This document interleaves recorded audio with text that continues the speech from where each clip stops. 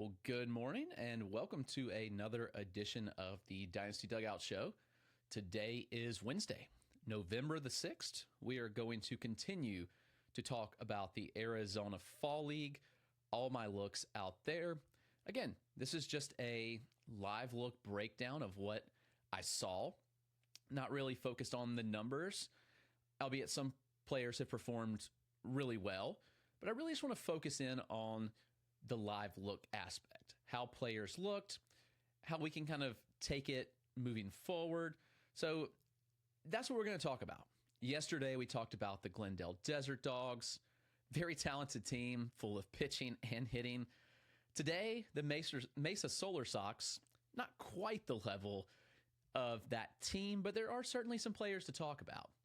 Some interesting arms, not a ton of big name arms, but there are some that I actually really like. So we're going to talk about several of those.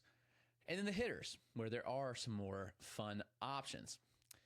As always, be sure to subscribe to the dynastydugout.com. Get daily Arizona Fall League reports. We are going through our top 30s for every system.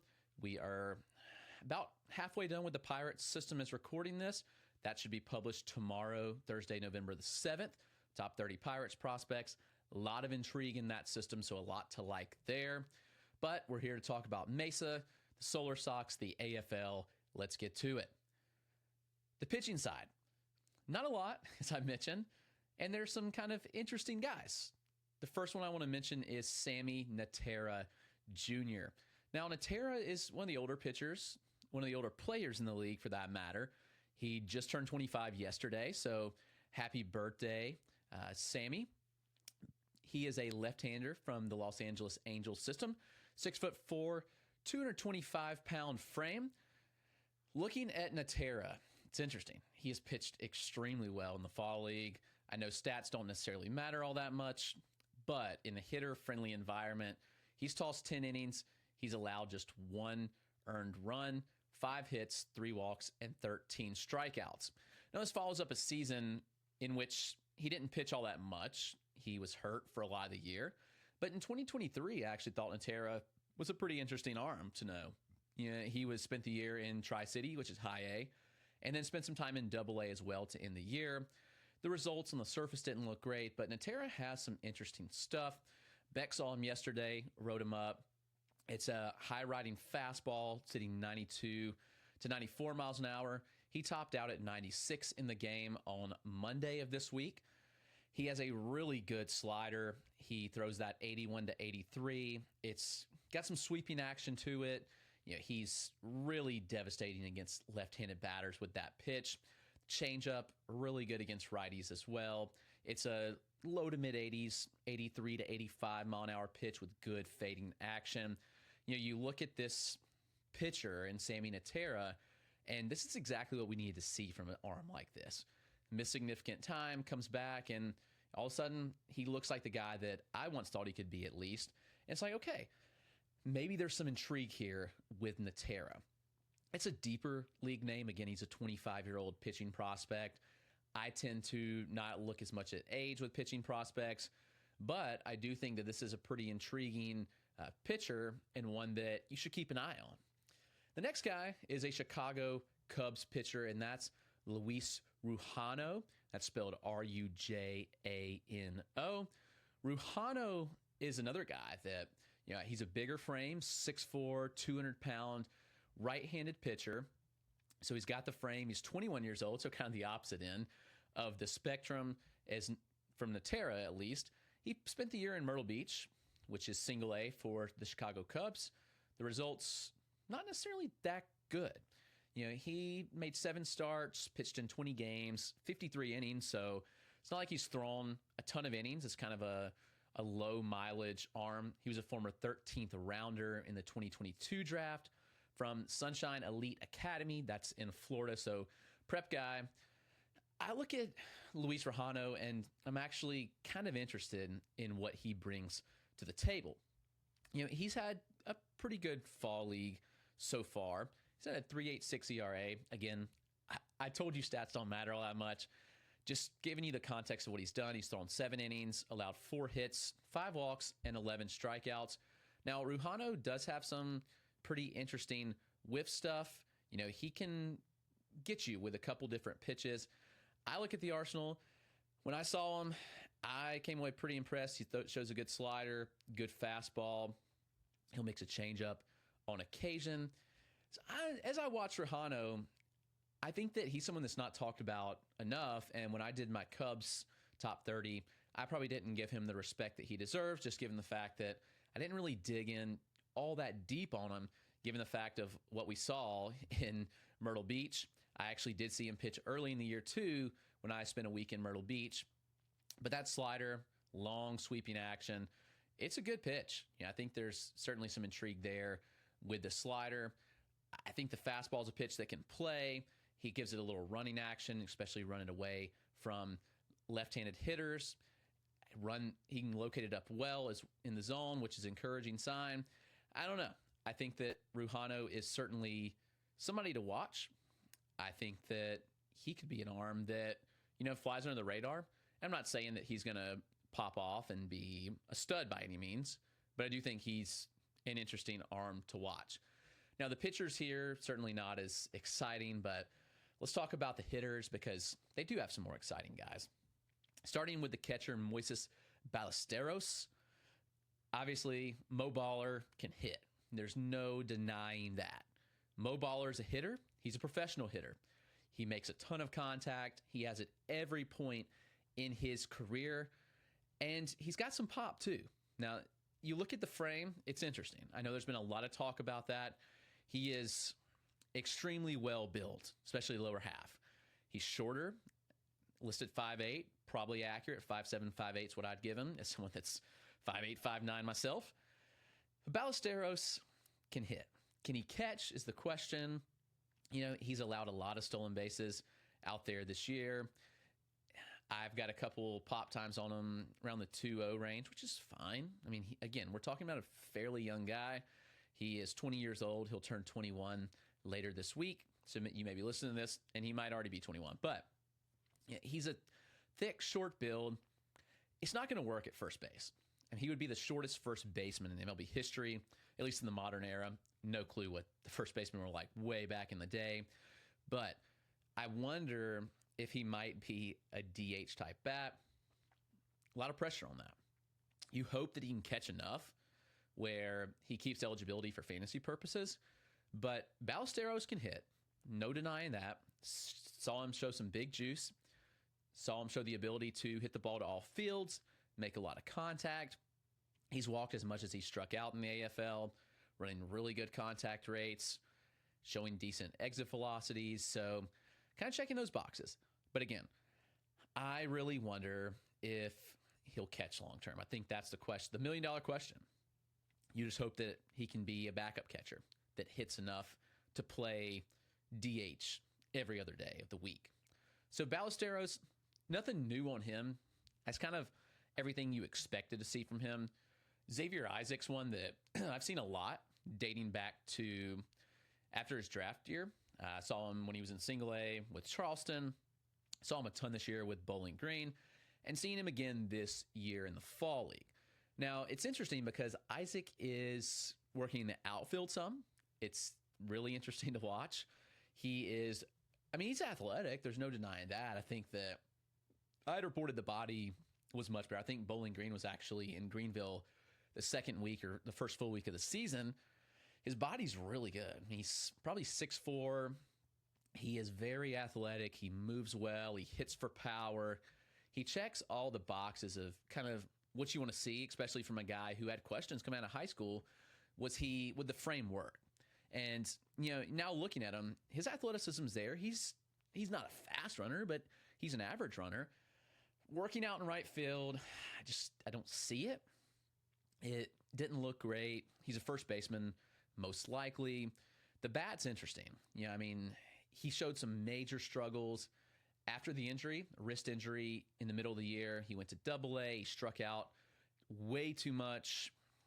I kind of question, would he make enough contact? I think his overall contact was 60% this year, and it was like 69, 68% in zone. Those numbers aren't great. Good news is Isaac doesn't chase, and he has massive, massive power. So he's come out to the fall league. I saw him wear a wrist brace a couple times. I'm not sure why he'd be playing if he was still hurt. It's also concerning to me that we're going on 5+ months of this wrist injury at this point. I'm certainly concerned that it could be something that maybe it is a lingering injury for him. Hopefully, the fall league ends next week. Hopefully Isaac just rests and he's okay.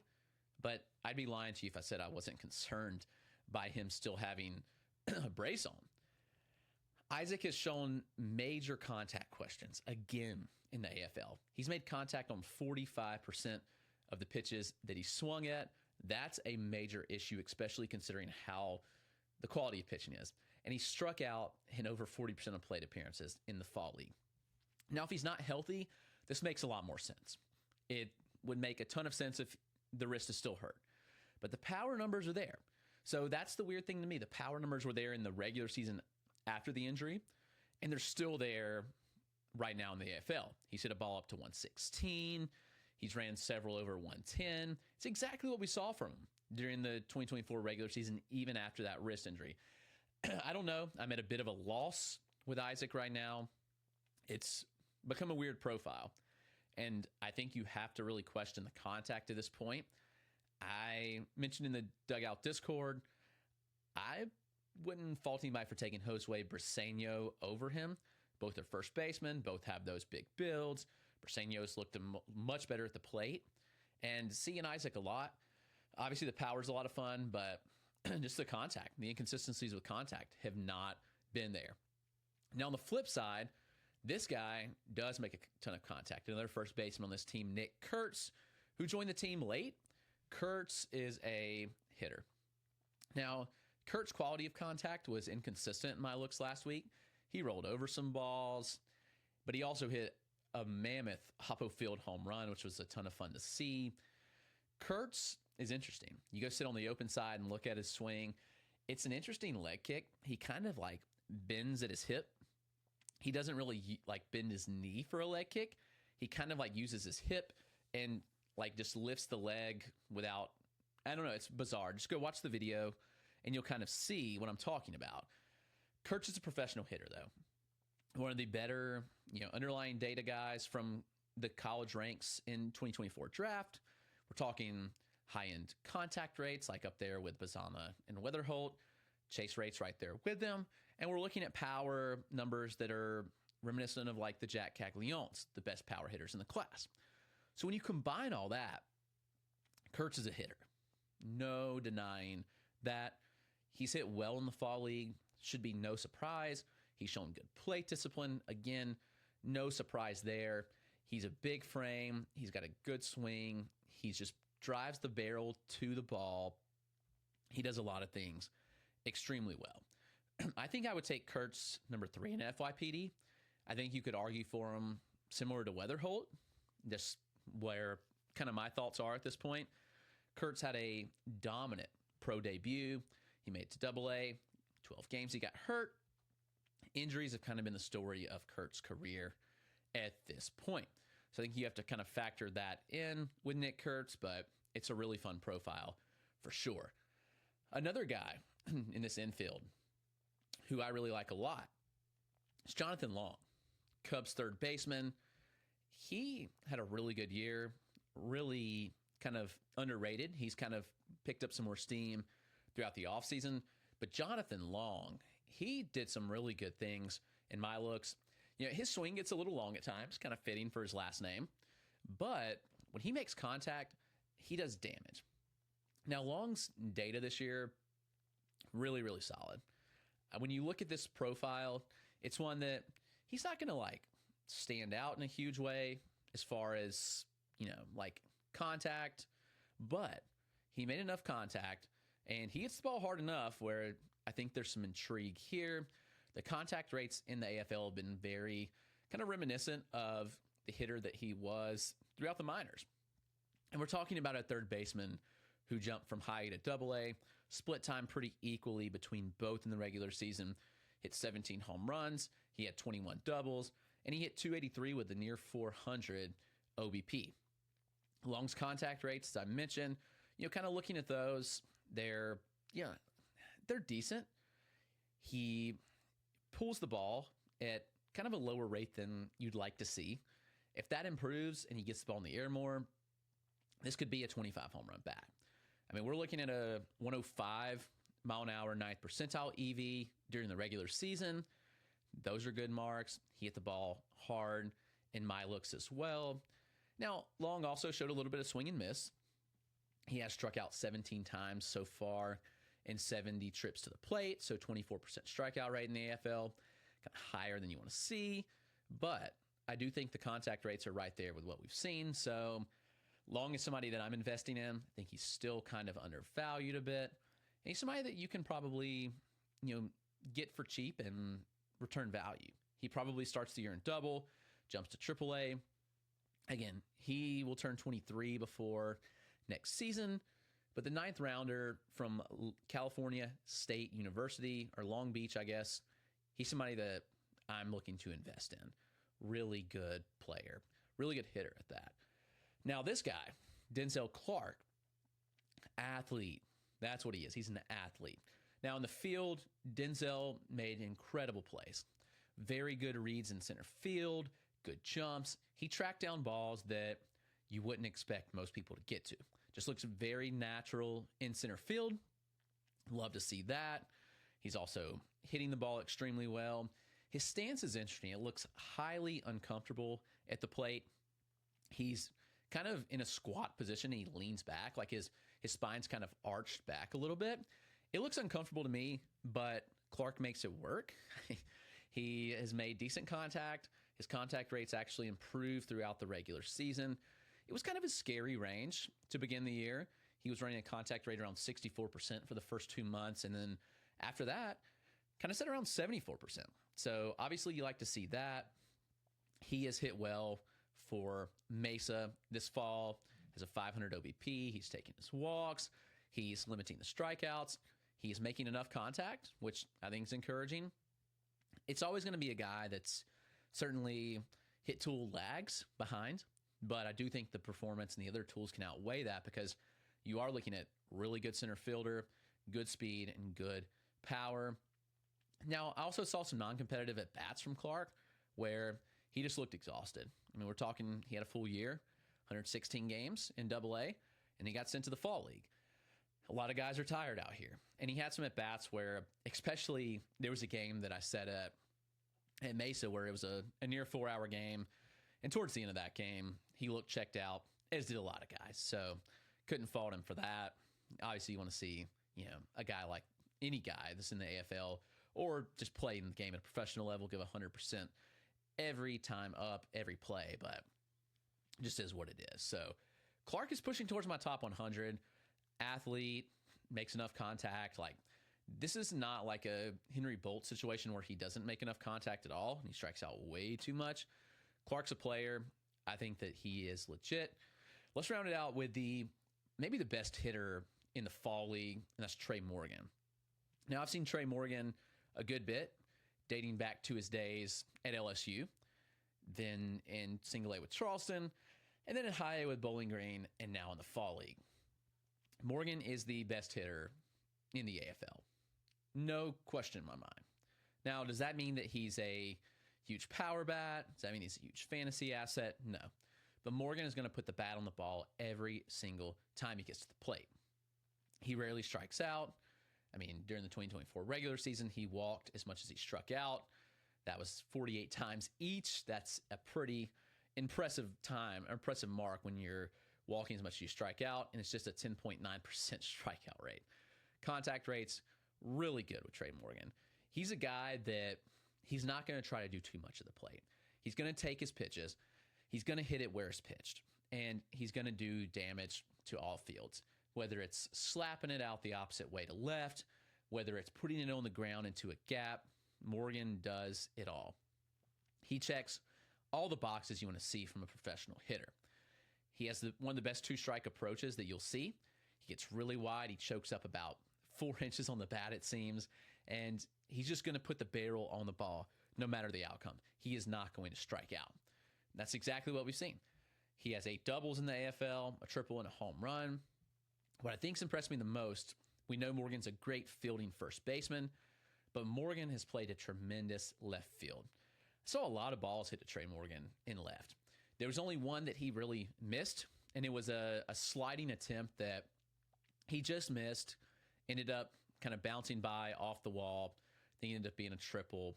But Morgan made some great plays. He had some great reads and got to balls that, honestly, I didn't think that he would. His clock times are average at best, but he's going to give you 110% every single time out.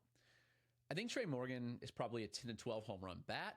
You look at the total this year, he had 10 and 437 plate appearances, but I was at several of those where he homered, and I won't say they're cheap shots, but you look, and one of them was in Asheville. He hit a fly ball, and right field out there's 290. He had another one at the short porch in Greenville. I like Tre Morgan a lot. Don't get me wrong. I think he's a much better real-life player than a fantasy asset. I think he's probably like a 10 to 12 home run bat that can steal you 5 to 8 bases. He's going to hit for average. He's going to get on base. But the expectations for fantasy should be tempered. Great real-life asset, though. I think he's going to work his way into being an everyday player with the Rays. I've seen him enough to feel comfortable saying that. That's hard to do. Maybe he platoons, but I just don't really have those concerns, even though it is the Rays. The Rays are going to be that team that always platoons guys. During the regular season, Morgan did have some struggles against lefties, just a 521 OPS, but he hit 357 against righties with a 973 OPS. So maybe he does, maybe he doesn't. But Morgan's a great hitter. He's just a pure hitter at that. It's a old-fashioned approach, which is actually kind of refreshing to watch in today's game. So Morgan stands out as one of the best players in the AFL, in my opinion. That's Mesa. Again, not as much depth as the team with Glendale, but we'll keep walking through each team every day. This was a fun team to talk about, some players to note, and hopefully a quick bite-sized episode that you'll enjoy. Again, thanks for hanging out with us. Hope you'll like and subscribe, like the YouTube channel, subscribe to the podcast. I'm going to be putting out more film. I've got a ton more film from the AFL. I'll have video on every player. We have, between Beck and I, going to get about 2 weeks, I think 24 games worth of film. So we will easily get every player. That's an awesome thing. So I'm excited about that. It was an awesome time. Thanks to Beck for still being out there, getting some more looks. And as we wrap up the Fall League, we'll wrap up that coverage, and then it's on.